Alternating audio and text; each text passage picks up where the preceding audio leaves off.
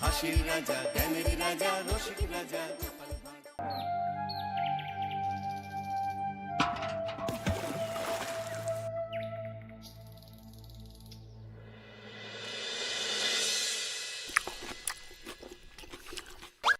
জল নেই? জল শেষ হয়ে গেল নাকি? এই জানো তো, গ্রামের সব জলাশয়ের জলস্তর না নেমে গেছে, পুকুরও শুকিয়ে গেছে, কুয়োতে জল অনেক নিচে চলে গেছে। কি যে হবে কে জানে। এই বছর তো বৃষ্টি হয়েছে কম, তার উপর মানুষজন জল ব্যবহারের চেয়ে নষ্ট করে বেশি। দেখি, মহারাজকে বলতে হবে।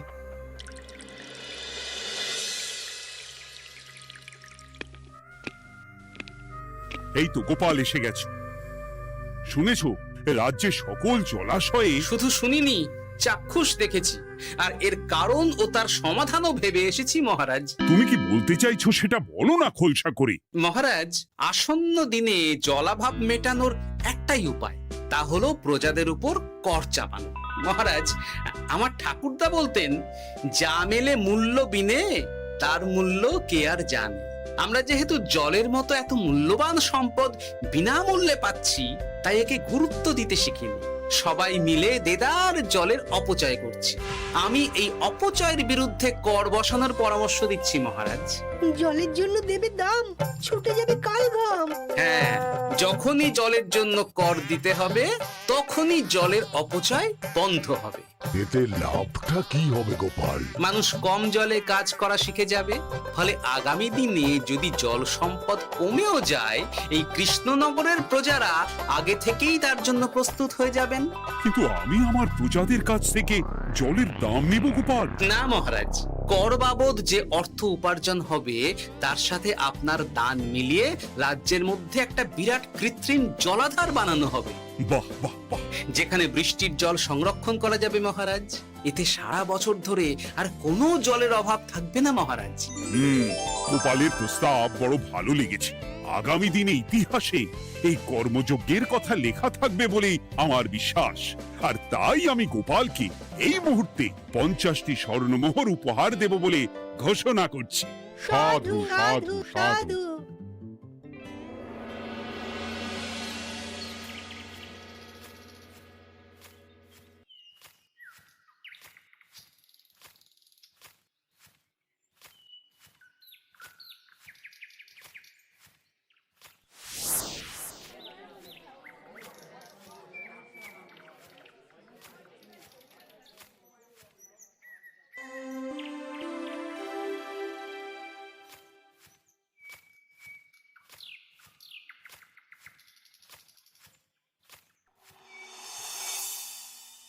মানে আমার এই এতটুকু স্বাদ তুমি পূর্ণ করবে না?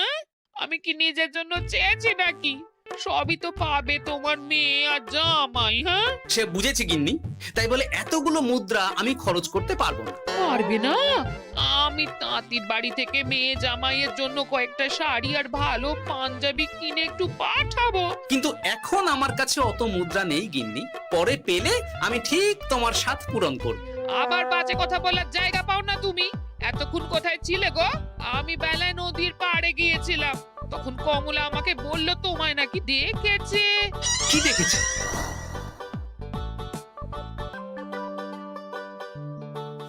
কোথায় গেল? এত বড় মুদ্রা থলে কি হাওয়াতে উবে গেল নাকি? এই রে, এ তো মহা ঝামেলা। কখন কি যে গিন্নিকে খবর দিচ্ছে সেটা টেরও পাইনি। বলি মুখে কুলু পাটলে যে বড়, বলি রাজা মশাইয়ের কাছ থেকে যে এত রোজগার করো, সেই মুদ্রা যায় কোথায়? আহ, কানের মাথা খেও না তো। আমি কি তোমার কোনো কিছুর অভাব রেখেছি? বলো একবার। খাওয়া পড়া কোনো কিছুর তো কোনো খামতি নেই তোমার। মানছি রাখোনি, কিন্তু তাই বলে আমিও তোমার স্ত্রী, তোমার গিন্নি গো গিন্নি, তাই না? আমার তো জানার অধিকার আছে নাকি যে তোমার উপার্জনের অর্থ করি সব কোথায় যাচ্ছে? জানবে জানবে, সব জানবে। এখন কিছু খেতে দাও দেখি, পেটে ছুঁচোয় ডন বৈঠক মারছে। না, এরপর থেকে আর মহারাজের কাছে উপহার পেলে ওইভাবে খোলা হাটের মধ্যে দিয়ে আসা যাওয়া করা যাবে না।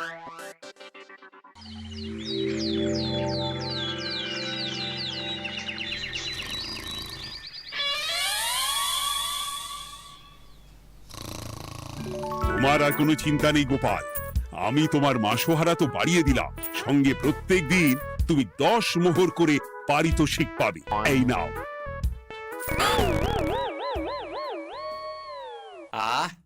এই ভোরবেলায় একটা জব্বর স্বপ্ন দেখা গেল বটে। এই স্বপ্ন ফলে গেলে আর কোনো চিন্তা নেই।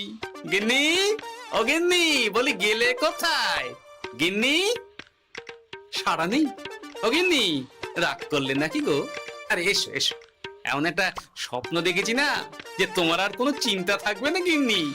মোহর আর মুদ্রা একেবারে ঝরে পড়বে গো।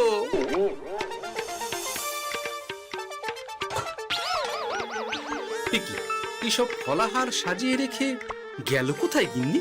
নিজের বাপের বাড়িতে তো যাবে না, কেউ নেই সেখানে। মেয়ের বাড়ি গেল নাকি? না, মেয়ের বাড়িতে তো গিন্নি যায় না। তাহলে না না, খালি পেটে এত ভাবতে পারছি না। আগে মুখ হাত ধুয়ে এসে কিছু খেয়ে নি, তারপর দেখি গিন্নি কোথায় গেল। না, গিন্নিকে তো কোথাও দেখলাম না। গেল কোথায়? যাকে আগে রাজবাড়িতে তো যাই, ফেরার সময় না হয় আবার খোঁজ নেব, ততক্ষণে ফিরেও আসতে পারে।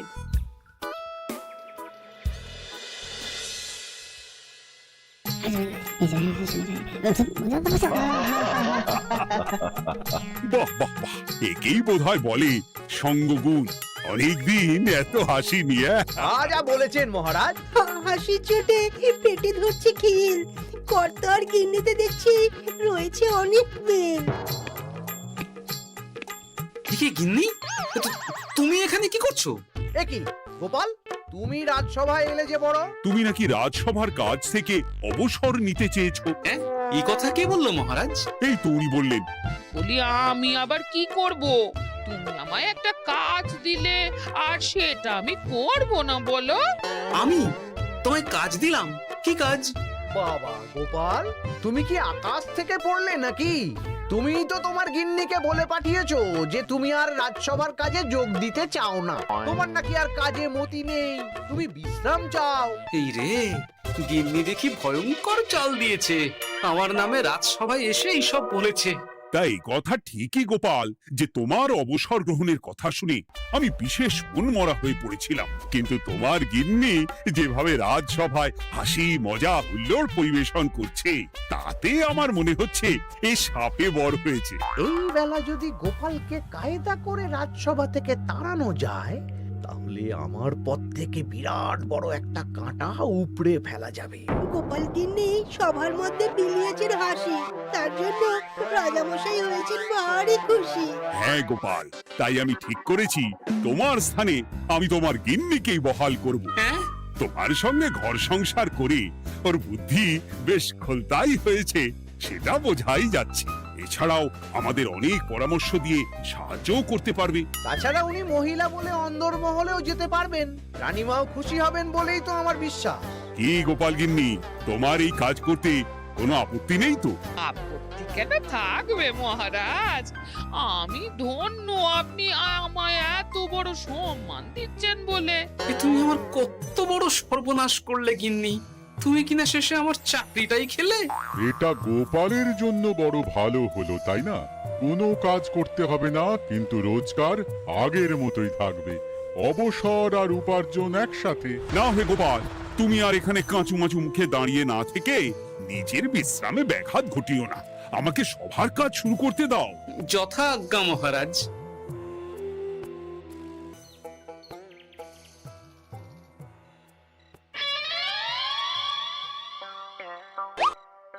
মানে মহারাজ সমস্যার সমাধান করতে দিয়েছেন তোমাকে, আর তার উত্তর দেব আমি? কেন? তুমি আমার চাকরি খাবে আর তোমার সেই চাকরি রাখার দায় নেব আমি? হ্যাঁ হ্যাঁ, নেবে।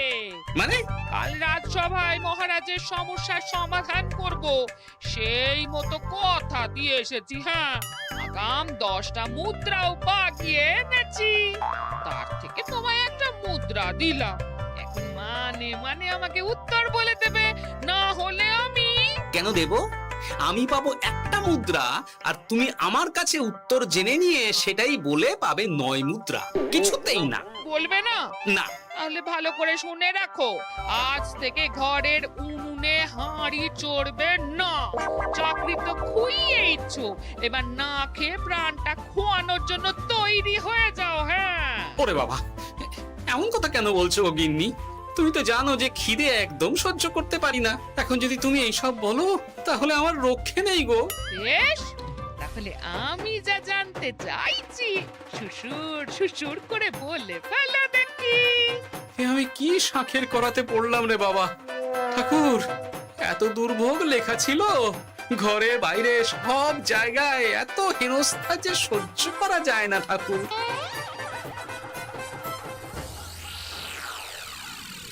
একেই তো বলে গো গিন্নি, মেঘ না চাইতেই জল।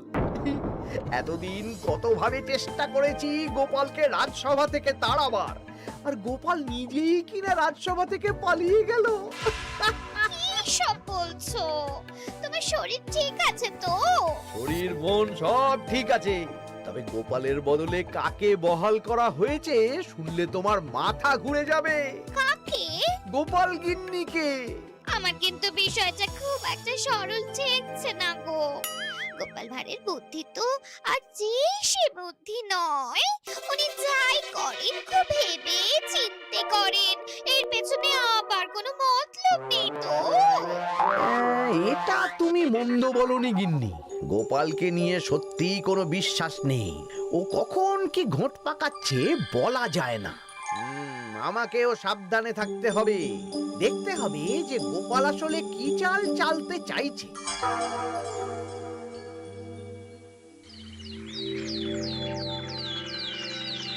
হ্যাঁ গোপাল গিন্নি, এই একটাই প্রশ্ন আমায় সারা রাত ধরে জাগিয়ে রেখেছে। মানুষ মরে ভূত হয়, ভূত কি মরে? তাহলে ভূত মরলে কি হয়? মানে মহারাজ, এই প্রশ্নের উত্তর আমার আজকে দিতে ইচ্ছে করছে না। হ্যাঁ, আমি না হয় আপনাকে আগামীকাল এই প্রশ্নের উত্তর দেব, ঠিক আছে? হ্যাঁ, গাছ থেকে পড়ে গেলে জাপটে ধরে ডালকে। আজকের প্রশ্নের উত্তর উনি দেবেন কালকে। না হে গোপাল গিন্নি, তা হয় না। এই প্রশ্ন আমাকে সারা রাত বিচলিত করেছে। আবার যদি আজকেও এই প্রশ্নের উত্তর না পাই তাহলে তো আবার একটা নিদ্রাহীন রাত আমাকে কাটাতে হবে। মানে আমি বলছিলাম কি মহারাজ, গোপাল গিন্নি তো সদ্য এই কাজে বহাল হয়েছে, তাই তাকে তো একটু সময় দেওয়া দরকার নাকি? কিন্তু প্রশ্নের উত্তর না পেলে যদি মহারাজের শরীর খারাপ হয় তার দায় কে নেবে মন্ত্রী মশাই? এই রে, এখন আমি কি করব? এ তো মহা বিপদে পড়লাম দেখছি। আচ্ছা মহারাজ, ঠিক আছে ঠিক আছে, আমি এই প্রশ্নের উত্তর দেব, কিন্তু আমার না একটু সমস্যা আছে। খোলা হাওয়াতে গিয়ে না দাঁড়ালে আমার ঠিক মাথা খোলে না, তাই বলছিলাম। তাই না হয় যাও, হাওয়া খেয়ে এসে মাথাটা খোলতাই করে নাও, কিন্তু এই প্রশ্নের উত্তর আমাকে আজকেই দিতে হবে। হ্যাঁ, উফ, এই যে কি সমস্যা! সারাদিন ঘরে বসে থেকে থেকে তো আমার সারা গায়ে বাদ ধরে গেল। সেই সকালবেলা আমাকে ফলাহার করিয়ে দিয়ে গিন্নি তো চলে গেছে রাজবাড়িতে চাকরি করতে। এদিকে আমার যে পেটে কিচ্ছুটি নেই, তার কি হবে? মহারাজ দোকানে গিয়ে যে ভালো মন্দ খাবো তারও উপায় নেই, তাহলেই তো কাঁড়ি কাঁড়ি খরচা। না, একবার দেখি তো উনুন ধরিয়ে অন্তত ভাতটা চাপাতে পারি কিনা, তাহলে গিন্নির ওই হাঁড়ি না চড়ার হুমকির হাত থেকে অন্তত বাঁচা যাবে।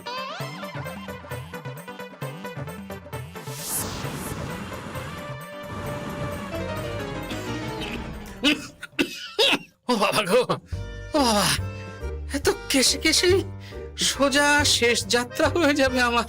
না, এর চেয়ে না খেয়ে মরাও ঢের ভালো।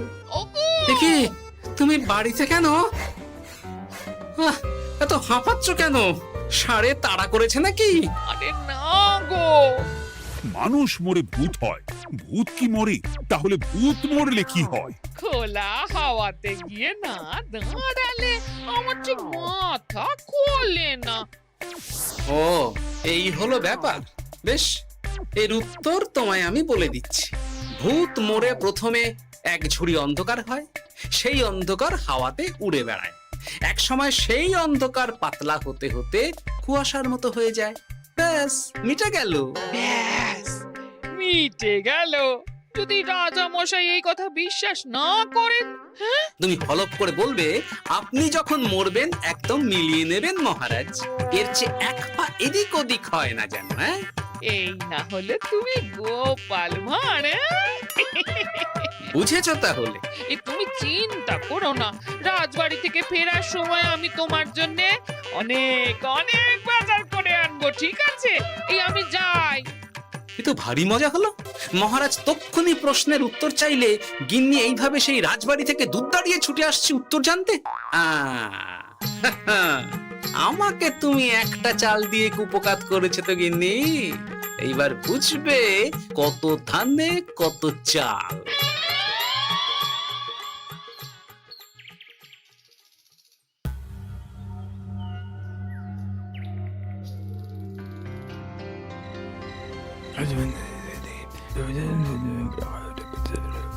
বুঝেছিস তো তোর কাজটা? খুব বুঝেছি গোপাল দাদা।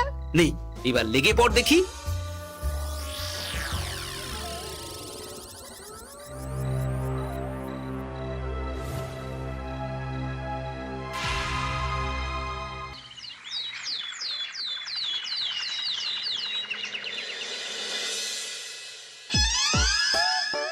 তাহলে আর বলছি কি তোমাদের, সকালবেলায় উঠে দেখি মুখের এই হাল। এই কাণ্ড কি করে হলো মহারাজ? তার আমি কি জানি। আমি সকালে উঠে আয়নায় নিজেকে এই অবস্থায় দেখে খুব চিন্তায় রয়েছি। গোপাল গিন্নি, আগে মহারাজ, গোপাল থাকলে যে কাজ করতো সেটা তো তোমাকেই করতে হবে। বলতে হবে এর সমাধান কি। হ্যাঁ মানে আমি হ্যাঁ হ্যাঁ, আমার মনে আছে। তোমার তো আবার হাওয়া না খেলে চলে না। যাও যাও, তাড়াতাড়ি হাওয়া খেয়ে এর উত্তর নিয়ে এসো।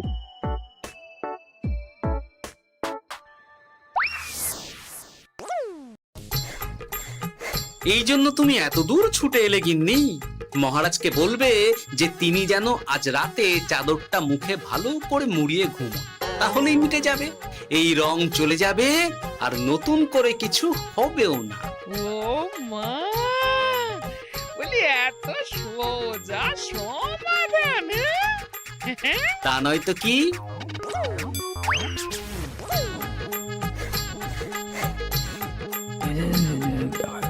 কাল সারা রাত আকাশে একবার দেখলাম চাঁদ উঠেছে, আর একবার দেখলাম ঘোর অমাবস্যা। এর কারণ কি? একই রাতে দুই তিথি হয় কি করে? মানে আর একটা সমস্যা। হ্যাঁ, এটা আগে বললেই তো হতো মহারাজ।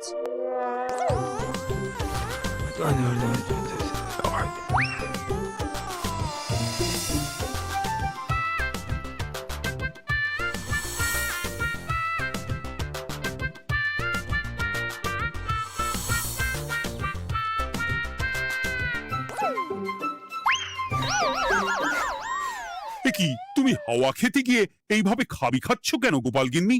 এর কারণ আমি জানি মহারাজ। সে কি কাণ্ড! তুমি কি করে জানলে?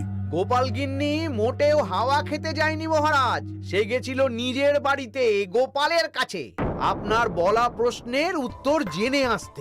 মানে গোপাল গিন্নি তার মানে আমাকে ঠকিয়েছে? তা জানি না মহারাজ, তবে আমার মনে হয় এর পেছনে গোপালের কোনো গভীর ষড়যন্ত্র আছে। না হলে সে এমনটা করবে কেন? আর এক রাতেই আপনার সাথে এতগুলো অদ্ভুত ঘটনা পর পর ঘটবে কেন? বটে, এক্ষুনি গোপালকে ডেকে আনো।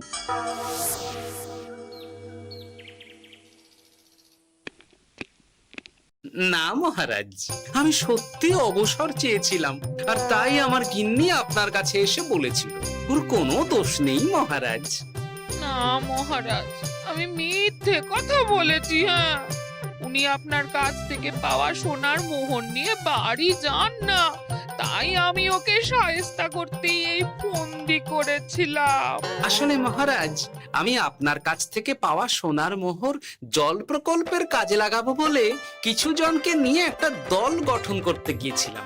আর তাদের কাছেই ওগুলো রেখে এসেছি। এটা যদি আমার দোষ হয় তাহলে আমি ক্ষমা প্রার্থী মহারাজ। সাধু গোপাল, সাধু তোমার উত্তর। এই কাণ্ড! আর এদিকে রাজবাড়ি থেকে বাড়ি আর বাড়ি থেকে রাজবাড়ি করতে করতে আমার প্রাণ ওষ্ঠাগত হয়ে গেছে মহারাজ। ওহ, আমার ঘাট হয়েছে, আপনি আমায় ক্ষমা করে দিন মহারাজ। হুম, এইবার মজার টের পেয়েছ তো গিন্নি? আপনি আপনার আদরের গোপাল ভাঁড়কেই তার চাকরি ফিরিয়ে দিন মহারাজ। আমি যাই আমার হেসেল সামলাতে। কেলে পচা খুব ভালো করেছে বলতে হবে।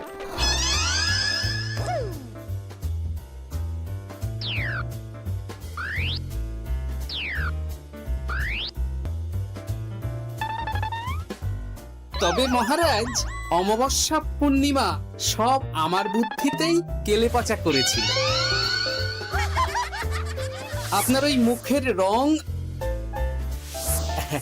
ওটি একটি বিশেষ রং যার আয়ু একদিন, তাই ওটা এমনিই মিলিয়ে গেছে। হ্যাঁ, সেই বরং ভালো। তুমি তোমার গিন্নিকে নিস্তার দাও গোপাল। তাছাড়া আমিও আমার গোপালকে ছেড়ে আর থাকতে পারছি না। যথা আজ্ঞা মহারাজ। আমারও যে আর এই অবসর ভালো লাগছে না মহারাজ।